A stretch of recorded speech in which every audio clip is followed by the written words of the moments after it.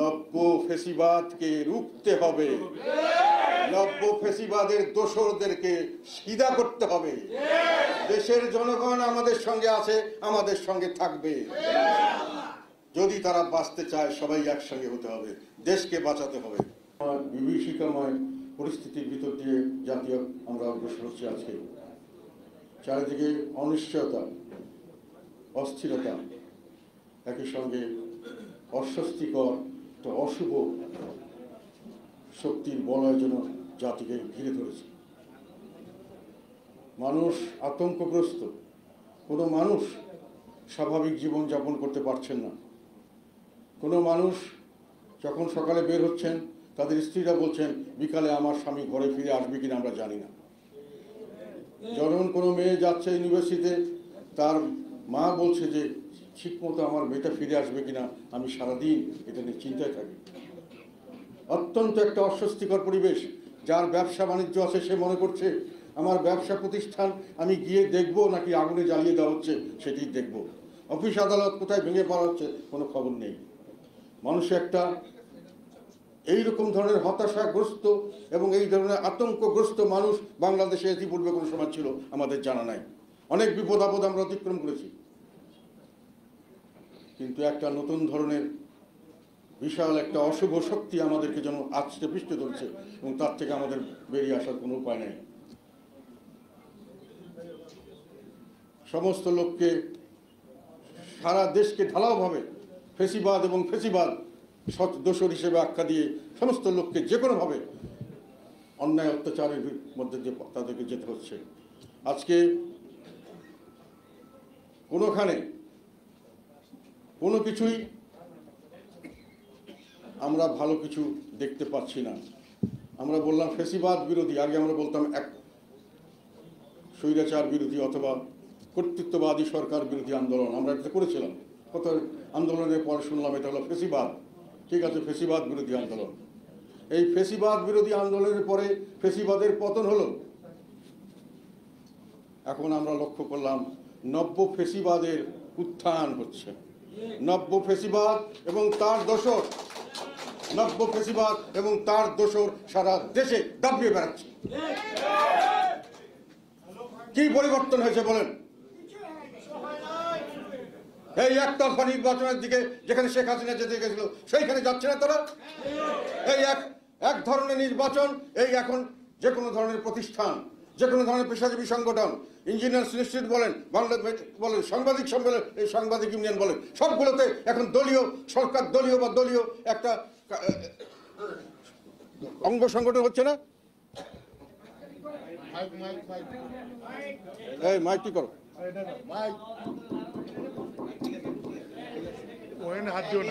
রাস্তাঘাটে সমস্ত অঙ্গ সংগঠন সমস্ত কিছু হয়ে গেছে এখন, আর সমস্ত পেশাজীবী সংগঠন হয়ে গেছে অঙ্গ সংগঠন, রাজনৈতিক দলের অঙ্গ সংগঠন।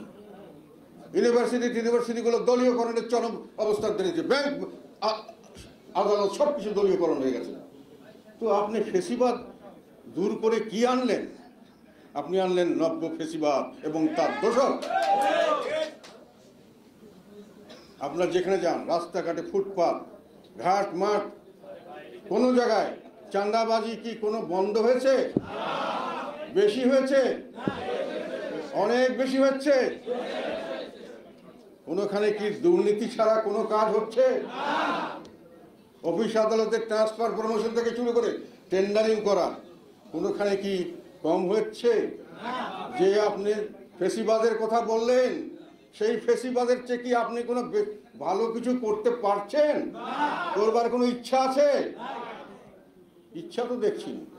মিটিং মিছিল করতে যান না, সেখানে গিয়া মারপিট করেন। আপনারা দোসরদের নিয়ে 5 স্টার হোটেলে বড় বড় মুরগির রান খান, হাসি ঠাট্টা 24টি দাঁত দেখাই পারেন। আর আমাদের নেতাকর্মীরা যখন একটা ছোট্ট হোটেলে কোনো রকমে একটা ইফতার মাহফিল করতে যায়, সেখানে আমরা গিয়া হামলা করেন, মানুষের রক্তপাত করেন। এই ফেসিবাদ কি জন্যই কি আমরা আন্দোলন করেছিলাম? এই ফেসিবাদ সৃষ্টির জন্যই আর তার দোসরদের সৃষ্টির জন্যই কি দেশের মানুষ রক্ত দিয়েছে? এর জন্যই কি ছাত্র রক্ত দিয়েছে? ছাত্রদেরকে আমি প্রশ্ন করতে চাই, কি পেয়েছেন আপনারা? কার কাছে কি পেয়েছেন? একটা ছাত্র যে ইউনিভার্সিটি যাবে পরীক্ষা দিতে, সে নাকি ছাত্রলীগ, তাকে ধরে মারতে হবে, ফিরতে হবে, মহিলাদেরকে পর্যন্ত বিবস্ত্র করে ফেলা হচ্ছে। আপনি যে কোনো লোককে যে কোনো জায়গায় ধরে নিয়ে যাচ্ছেন। আওয়ামী লীগ বলে, ছাত্রলীগ বলে, হয়তো আওয়ামী লীগ বলে সব আওয়ামী লীগ, সব ছাত্রলীগ কি ক্রিমিনাল? তাদেরকে কি আপনি ক্রিমিনাল চার্জ দিয়েছেন? চার্জ দিয়ে কি আপনি প্রমাণ করেছেন? মিথ্যা কতগুলি মামলা দিয়ে, আর যেটা শেখ হাসিনা করতো তার চেয়ে বেশি বড় সব বেনামি সব মামলা দিচ্ছেন। সেই মামলায় লোককে ধরিয়ে দিচ্ছেন যে শোন অ্যারেস্ট, এই মামলায় কি অজ্ঞাতনামার মধ্যে ঢুকিয়ে দিচ্ছেন। তারপরে তাকে আর জামিন দিচ্ছেন না, অফিসিয়ালি অর্ডার দেওয়া হচ্ছে জামিন দেওয়া যাবে না, বিচার বিভাগকে অর্ডার দিয়ে নিয়ন্ত্রণ করা হচ্ছে। এটা কোন ধরনের ফেসিবাদ? নব্য ফেসিবাদ, এবং তাদের দোষকদেরকে রুখতে হবে। আমার কাছে একজন এসে বলেছে, এক সাংবাদিক খবর দিয়েছে যে এগুলো তো কোথাও বলতে পারি না, আমাদের কাছে বলে। এক অফিসে তারকে নাকি একজন এসে অফার করেছে, নব্য ফেসিবাদের দোষর অফার করেছে যে আপনার এখানে আমরা বই টই ছাপার কাগজপত্র সাপ্লাই করব। উনি বলেছে ভাই বই টই ছাপার কাগজ তো আমরা 2 বছরের কেনাই আছে, আমাদের কাছে গোডাউন ভর্তি আছে, এখন তো নতুন কাগজ কিনতে হবে না। বলে কি হচ্ছে, এটা জ্বালাই দেন। বলেন যে কেমনে জানি জ্বলে গেছে, এটা কেউ হয়তো অ্যাটাক করেছে, তারপরে আমাদের অর্ডারটা দিয়ে দেন। সুন্দর সিস্টেম চলছে, সুন্দর ফেসিবাদ চলে গেল, সুন্দর ফেসিবাদ আসলো। সেই জন্য আপনাদেরকে আমি এখানে আজকে আহ্বান করে এনেছি। দেশের মানুষ, আমি মনে করি আল্লাহর তরফ থেকে আমাদেরকে এই দায়িত্ব দিয়েছে এই ফ্যাসিবাদের বিরুদ্ধে রুখে দাঁড়ানোর জন্য। মাঠে তারা সবাইকে শেষ করে দিচ্ছে, আমাদের মানুষকে মামলা দিচ্ছে এবং সেই মামলায় জামিন দেওয়া হচ্ছে না। বিভিন্নভাবে মানুষকে পথে ঘাটে আমরা মিছিল করতে যাব, আমাদের মিছিলে আটক করা হচ্ছে, অ্যাটাক করা হচ্ছে। শেখ হাসিনা যেটা করেছিল তার চেয়ে কি ভালো করলেন আপনি? কি আপনি ভালো দেখাচ্ছেন? আরো ম্যাজিক অনেক কিছু দেখাচ্ছেন। আমাদের দেশের ভালো হবে মন্দ হবে ঠিক করছে কারা? যারা এই দেশকে লাথি মেরে বিদেশের সিটিজেনশিপ চলে গেছেন। বিদেশে তাদের আরাম আয়েশ আছে, এখানে যদি ধ্বংস হয়ে যায়, আমরা যদি একজনকে মারামারি করি, কাটাকাটি করে শেষ, আমাদের রক্তাক্ত করে শেষ করা হলে ওনারা গিয়ে ওখানে সুখে শান্তিতে আবার বসবাস করবেন। এই সমস্ত লোক আমাদের ফিউচার ঠিক করে দিয়ে যাচ্ছেন আল্লাহর তরফ থেকে। এই রকম সংস্কার, এই ধরনের ফেসিবাদী শাসন আপনারা কি পালন করেছেন? নববর্ষ, এটার নাম ছিল মঙ্গল শোভাযাত্রা করেছেন, আনন্দ শোভাযাত্রা। কি আনন্দ দেখলাম! আমার কাছে যখন টেলিভিশনে আমি ছবিটা দেখলাম শুধু বিভৎসতা, কদর্যতা আর ঘৃণার বই প্রকাশ, রক্ত করছে মুখ দিয়ে। এটি আমরা দেখলাম সকালবেলা উঠেই। আপনারা রক্ত পিপাসু করতে চাচ্ছেন, দেশবাসীকে প্রতিহিংসা পরায়ণ করতে চাচ্ছেন, ঘৃণার দিকে নিয়ে গেছেন। সাধারণভাবে আমাদের ছেলেমেয়েরা স্বতঃস্ফূর্ত যে নববর্ষ পালন করতো, তারা কোথায়? তাদেরকে আপনার কোনো পারমিশন দেন নাই, শুধু দোসরদের পারমিশন দিয়েছেন। তাদের এখন লোকজন যাচ্ছে না, কিন্তু গান বাজনা ধামধাম খুব চলছে। সাধারণ মানুষকে আপনি নববর্ষ পালন করতে দেন নাই। ঘৃণা দিয়ে, কদর্যতা দিয়ে, কুৎসিত দিয়ে যে নববর্ষ শুরু করেছেন, সেই নববর্ষ তো আপনি নিয়ে যাবেন রক্তপাতের দিকে, সেই নববর্ষ শেষ হবে প্রতিহিংসা দিয়ে। এটাই তো আপনার দেশ চলছে এখন। এবং সরকারি পৃষ্ঠপোষকতায় নববর্ষ, তো সরকারি পৃষ্ঠপোষকতার দরকার নাই। মানুষ নিজের সমস্ত ধর্ম বর্ণ সমস্ত গোত্রের মানুষ এই নববর্ষটা পালন করতে একসাথে এরশাদ সাহেবের জন্য এই দিনকে ছুটির দিন ঘোষণা করেছিলেন। কেন ঘোষণা করেছিলেন? যে সবাই সুযোগ পাবে, সবাই মিলেমিশে একটা উৎসব পালন করবে। এটা আমাদের ঈদ উৎসব না, এটা পূজা উৎসব না, এটা নিউ ইয়ার আর কি বলে খ্রিস্ট জেসাস ক্রাইস্টের উৎসব না, কোনো সবার মিলে একটা উৎসব। সেখানে সবাই আমরা বাংলাদেশের মানুষ কাঁধে কাঁধ মিলিয়ে যাব।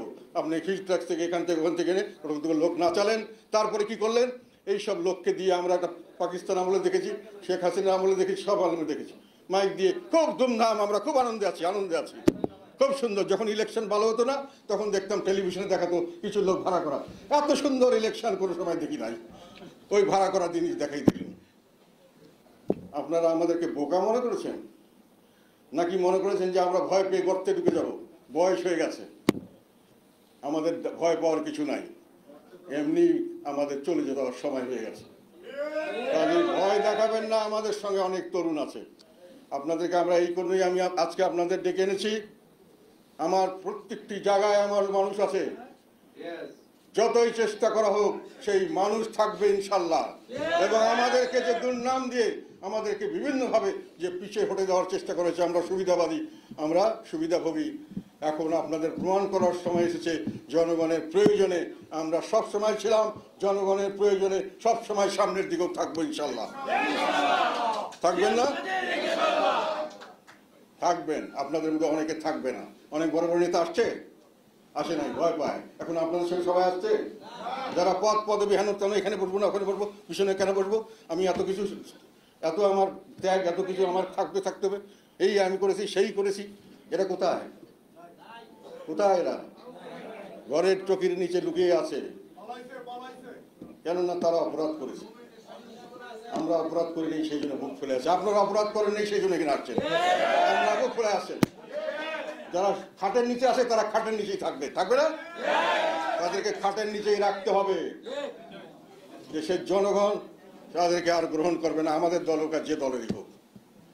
সেই জন্য বলছি, সামনের দিকে এই অসহায় মজলুম মানুষদের পাশে দাঁড়াতে হবে আপনাকে। সহজ হবে?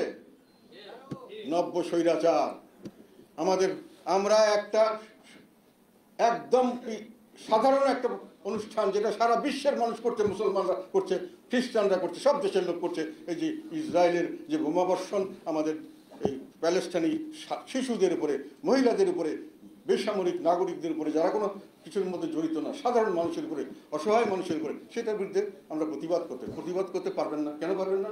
এটা তো ফেসিবাদ এখন, নাকি বলেন না কেন? যেটা ফেসিবাদ, কাজে এখানে এইসব কাজে প্রতিবাদ করা যাবে না, এটা ফেসিবাদ চলছে এখন। আর আমার দোসররা এটাকে বাধা দিবে নাকি? বলেন, জিজ্ঞাসা করেন আপনার উত্তরটা কি? কেন আমরা করতে পারবো না? আমার লালমনিরহাটে আমার প্রোগ্রাম করে, সেখানে আমাদের যথেষ্ট সমর্থন আছে, আমাদের মানুষ আছে। পুলিশ এসে বাধা দিল, তারপরে হেলমেট দাঁড়িয়ে লোক এসে আমাদের পার্টি অফিস ধামকাগুলো আমাদের করতে দেবে না, করলে অ্যারেস্ট করা হবে। অন্য জায়গায় আমাদের লোক করতে গেছে, করতে পারবেন না। আরে আমি একটা বাংলাদেশের নাগরিক, আমার অন্তর কাঁদছে, আমার এখানে আমার প্যালেস্টাইনের শিশুরা মারা যাচ্ছে, আমি তার জন্য রাস্তায় দাঁড়িয়ে কাঁদতে পারবো না? আপনি কোন ফেসিবাদ এটা বন্ধ করবেন? আমি কেন ফেসিবাদকে আমি রুখে দাঁড়াবো না? আমাকে অ্যারেস্ট করবেন, পুলিশের কাছে গেলে প্রোটেকশন নেই, তারা আরো অ্যারেস্ট করা ভয় দেখে না। না, আপনার পাশে আসবেন না, আপনার কোনোখানে আসবেন না। কেন আসবেন না? যেহেতু আমরা ফেসিবাদ, আমরা অন্য কাউকে আসতে দিব না। আমরা এবং মামুরা ছাড়া আর কেউ দেশের মধ্যে থাকতে পারবে না। কেউ দেশাত্মবোধক নাই, কেউ দেশের প্রেমও নাই, সবগুলো হলো মানে খারাপ মানুষ। আমরাই ভালো, আমরা এবং মামুরা এরই হলো ভালো মানুষ। আর আমরা কি রাস্তার থেকে, আকাশ থেকে আন্দাজে আসছি? আমরা কি বিদেশি নাগরিক নিয়ে বসে রয়েছি, নাগরিকত্ব নিয়ে, যে এই দেশের আকাশ বাতাস যতই ঘোলাটে হোক, যতই আমার প্রতিকূল অবস্থা হোক, যতই দূষণ হোক, আমার তো অসুবিধা নাই। 3 দিন থেকে থাকবো, আবার 10 দিন হাওয়াই বিভিন্ন জায়গায় সি বিচে আমি ফ্রেশ হয়ে থাকবো, তাহলে আমার অসুবিধা কি? সেই জন্য আপনাদেরকে ডেকে এনেছি। সত্যিকার অর্থে যত রকম দুর্নাম যদি ঘোচাতে চান, মানুষকে যেটা ভাবে বিভিন্নভাবে আমাদের বিরুদ্ধে অপপ্রচার, সেটা থেকে রক্ষা পেতে, সেটা থেকে চিরদিনের জন্য যদি মুক্তি পেতে চান, এখন দাঁড়িয়ে যান, এবং দাঁড়িয়ে যান জনগণের পাশে। 5 জন লোক হলে থাকবে, একজন হলে একজনে দাঁড়ান, প্রতিবাদ করেন, ফেসিবাদের বিরুদ্ধে প্রতিবাদ করেন, ফেসিবাদকে রুখতে হবে বলে দাঁড়ান। একাই দাঁড়ান, 100 আসবে, 1000 আসবে, 1 লক্ষ লোক আসবে। কোনোখানে মানুষের ব্যবসা বাণিজ্য করতে পারছে না, কোনোখানে কোনো কিছু করে শান্তি পাওয়া যাচ্ছে না, আর অসহায় মানুষের কান্নার দেখার কোনো কেউ নাই। কার কাছে যাবেন? আমি পুলিশের কাছে যাবেন, পুলিশের উপর, আর্মির কাছে যাওয়া হচ্ছে, আচ্ছা আমরা দেখছি, কিছু হচ্ছে না। মিল ফ্যাক্টরি জ্বালিয়ে দেওয়া হবে, এই ভয় ভিত্তি দেখিয়ে প্রচুর মানুষের কাছে চাঁদাবাজি করা হচ্ছে। ব্যবসা প্রতিষ্ঠানে আমাদের কয়েকজন নেতার ধমকি দেওয়া হয়েছে যে আপনারা যদি এইভাবে না চলেন, তাহলে আপনার ব্যবসা প্রতিষ্ঠান ধ্বংস করে দেওয়া হবে। এর চেয়ে বড় ফেসিবাদ আর কি হতে পারে? এর চেয়ে বড় অত্যাচার আর কি হতে পারে?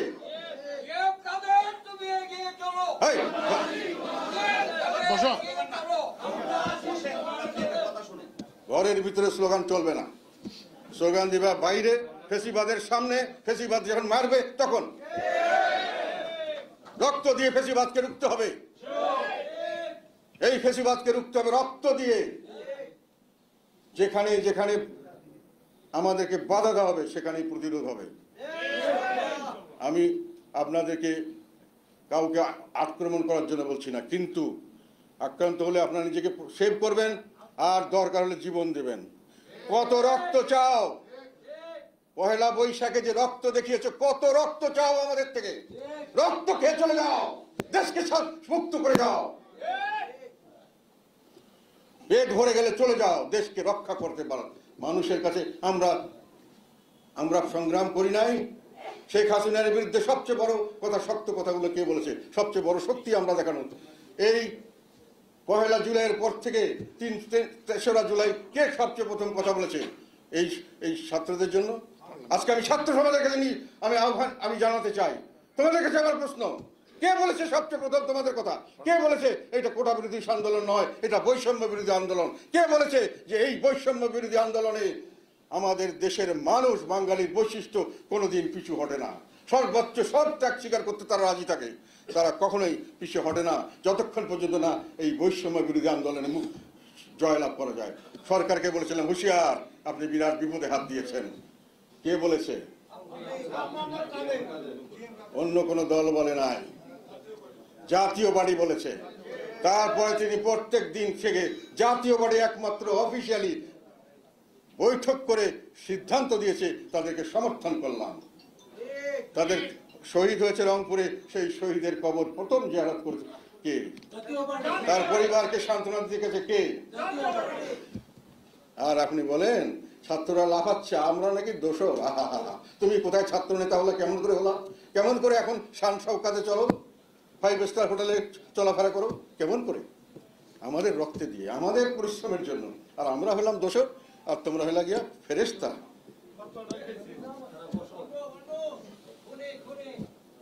সেই জন্য বলছি যে আমাদের দলের উপরে আল্লাহর তরফ থেকে এসছে। এরা, আমি কালকে বলেছি, আজকেও বলছি, সংস্কার এগুলো কিচ্ছু না।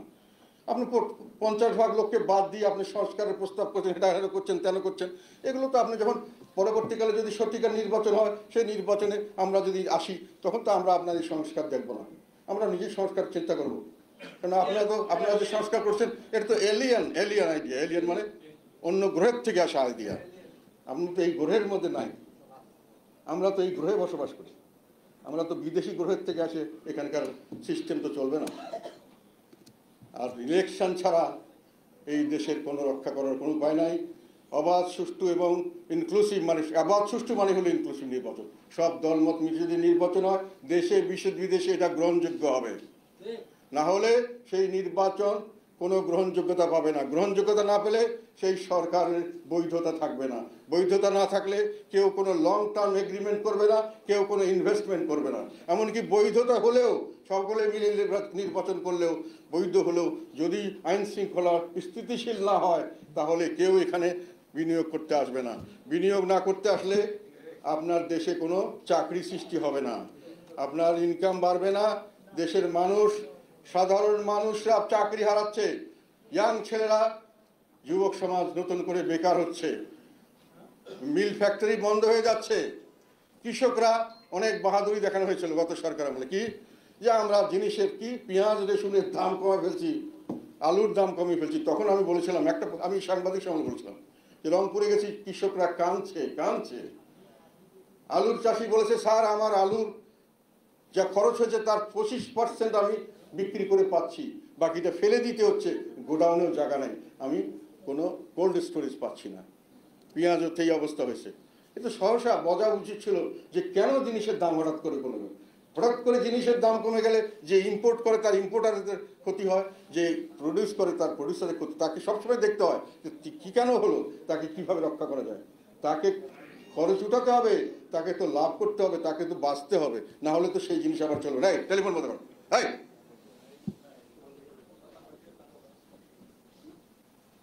সেই জন্যই ওনারা তো সেটা দেখেন নেই, হাততালি দিয়েছেন, গ্রামের কৃষককে দিয়েছে। 3টে কৃষক পেঁয়াজের জন্য দাম পায়নি জন্য আত্মহত্যা করেছে, আমি যা শুনলাম, পেপারে দেখলাম। এই তো হলো ঘটনা।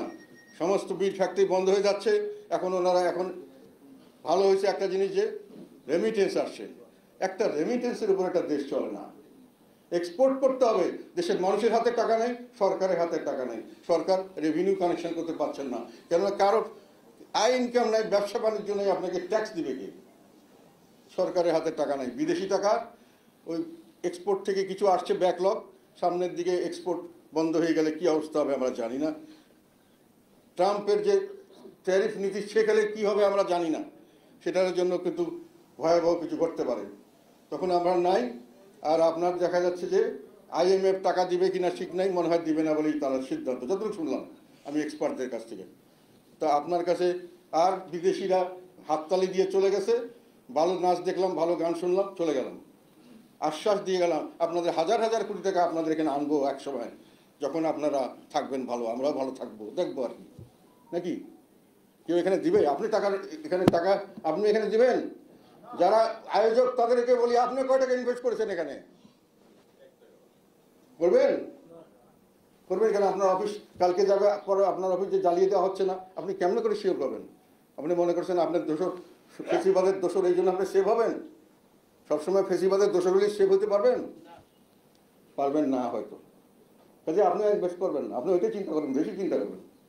তো ইনভেস্টমেন্ট নাই, বিদেশি লোন নাই, এক্সপোর্টের টাকা নাই, দেশের মানুষের ট্যাক্স দিচ্ছে না, মানুষের হাতে টাকা নাই, মানুষের টাকা বিদেশ থেকে টাকা না থাকলে বিদেশ থেকে মাল মালটা আনতে পারবেন না, তখন কোথায় যাবে মানুষ? টাকাও নাই, জিনিসও নাই, জিনিস থাকলে কেনারও টাকা নেই, তা মানুষ কি করবে তখন?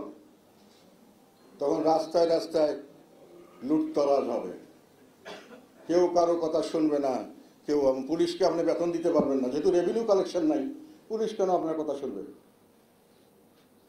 সরকারি কর্মকর্তারা আপনার কথা শুনবে থেকে? তার আগে তো আপনাকে দেশকে শান্ত করতে হবে, একটা নির্বাচন করে বৈধ একটা সরকার আনতে হবে, সেই সরকারটা যেন বৈধ হয় তার জন্য নির্বাচনটা সঠিক করতে হবে।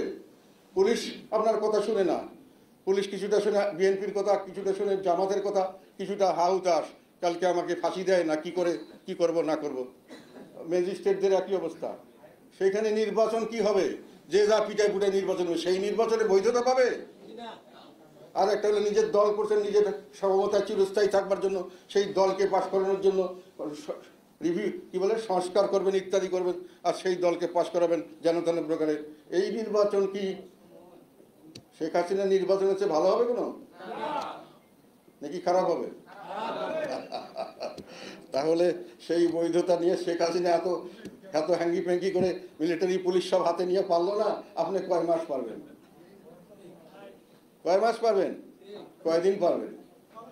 আর কি সবাই নির্বাচন থেকে বাদ দিবেন, তারা কি বসে থাকবে ঘরে আঙ্গুল চুষবে? তাহলে দেশের স্থিতিশীলতা আসবে কেমন করে? ভালো নির্বাচন দিতে হবে, তারপরে ডিসিপ্লিন আনতে হলে সবাইকে নিয়ে আপনার চলতে হবে, ঐক্যবদ্ধভাবে জাতিকে অগ্রসর হতে হবে, সবাইকে বলতে হবে ভাই যার যা হয়েছে ভুলে যান, আমরা সবাই ভাই ভাই, আসেন দেশটাকে গড়ি। তখনই সবাই মিলে আদা পেটা খেয়ে হলেও মানুষে বলবে ঠিক আছে, দেশের জন্য আমি আদা পেটা খেয়ে থাকবো, দেশটা ভালো হোক। আপনি তো সেটা করেন নাই, সবাই একত্রিত হয়েছিল, আপনি সুন্দরভাবে দুই ভাগ করছেন যাতে ক্ষমতাটাকে চিরজীবন রাখতে পারেন, অর্ধেক লোকরে বাদ দিতে পারেন, যেটা শেখ হাসিনা করছিল।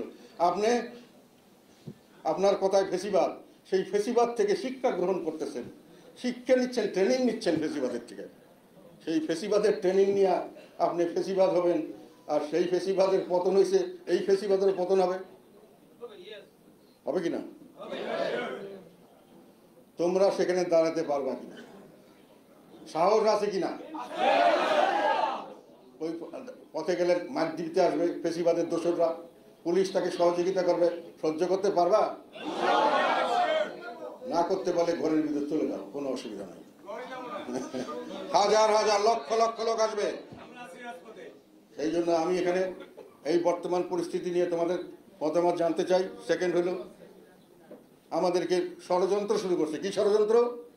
আমাদের লাঙ্গল মার্কা নেওয়ার জন্য আরেক গ্রুপ যে শেখ হাসিনার সঙ্গে ছিল, সেই গ্রুপ আবার এখন, এবং এই সরকারের সময় সেখানে যারা ইলেকশন কমিশন খুব সাদরে তাদের গ্রহণ করছেন, সেই ইলেকশন কমিশনের যে ভদ্রলোক গ্রহণ করছেন, উনি আবার আমি জানতে পারলাম যে আমার অপছন্দ করেন, কারণ আমার ইলেকশনের সময় উনি ওখানে গিয়ে কিছু কারচুপি করতে চাইছিলেন, ধরা পড়েছেন, পরবর্তীকালে ওনাকে উদ্ধ করা হয়েছিল অফিসার হিসেবে। এখন উনি তো কাদের সাহেব যেখানে সেখানেই ফাঁসি, সেখানেই জবাই করতে হবে, এই একটা মতবাদ নিয়ে চলছেন আর কি। আর আমাদেরকে কোনো ওখানে হটটল ভাড়া দিবে না কেন, তাহলে আমরা কাউন্সিল করতে পারবো না, তাহলে কি হবে, কাউন্সিল করে নেই কাজে বাতিল, ঠিক নাকি? হ্যাঁ, ওই বুদ্ধি থেকে ওনারা ওই পলিসিতে অগ্রসর হচ্ছে। কাউন্সিল আমরা করতে দিবে না, কোনোখানে ঘর ভাড়া দিবে না। ওনারা সব ইঞ্জিনিয়ার্স ইনস্টিটিউট, এটা আমি ইঞ্জিনিয়ার লাইফ মেম্বার একজন ফেলো, সবচেয়ে সেই ইনস্টিটিউট থেকে আমাদেরকে ভাড়া দেওয়া হচ্ছে। কেন, ওইটা আগে একজন ছিল, তারা ছিল আওয়ামী লীগের অঙ্গ সংগঠন। এখন যেটা হয়েছে সেটা আবার আরেক এখন সরকারের একজন মানে কি বলবো পার্টনার, তাদের অঙ্গ সংগঠন। তারা তাদের অঙ্গ সংগঠন চলছেন। তারা তো ইঞ্জিনিয়ার দেখছেন না, তারা মানুষ দেখছেন না, তারা দল দেখছেন। সমস্ত প্রতিষ্ঠান এইভাবে ধ্বংস করে দেওয়া হয়েছে, শেখ হাসিনা ধ্বংস করেছে। আর দুর্ভাগ্যের ব্যাপার হলো বর্তমান সরকার এইটারে আরো সুন্দরভাবে এই বাতিল জিনিসটাকে আবার সুন্দরভাবে গ্রহণ করেছেন। আমাদের বড় বড় ব্যবসায়ীরা আমাদের দলে যারা আছেন এখন আমাদের লগে ছবি তোলেন না, আমাদের এখানে আসতে ভয় করেন, আমার সঙ্গে টেলিফোন করতে ভয় করেন, তাদের বাড়ি ঘর নাকি জ্বালাই দিবে, ব্যবসা প্রতিষ্ঠান জ্বালাই দিবে। আহা, কি ডেমোক্রেসি, কি গণতন্ত্র, কি সুন্দর দেশ। আপনি হাঁটা চলা কার সঙ্গে করবে তাও ঠিক করতে পারবেন না। আপনি কোথায় যাবেন, কি বলবেন, আপনি সত্য কথা বলবেন না মিথ্যা কথা বলবেন, আপনি কোথায় কি করবেন সেটা পর্যন্ত তারা নিয়ন্ত্রণ করছে। এবং সেই নিয়ন্ত্রণের ফাঁকে মহাযজ্ঞে টাকা আদায় হচ্ছে, প্রচুর পরিমাণে টাকা, অর্থ চাঁদাবাজি হচ্ছে। শুনছেন নাকি? শুনছেন আপনারা? আমরা সবাই শুনেছি, সবাই জানি। যাই হোক, তো সেই কারণে আপনাদের ডেকে এনেছি ওই কথা বলার জন্যই যে পথে থাকতে হবে, নব্য ফেসিবাদকে রুখতে হবে, নব্য ফেসিবাদের দোসরদেরকে সিধা করতে হবে। দেশের জনগণ আমাদের সঙ্গে আছে, আমাদের সঙ্গে থাকবে। যদি তারা বাঁচতে চায় সবাই একসঙ্গে হতে হবে, দেশকে বাঁচাতে হবে।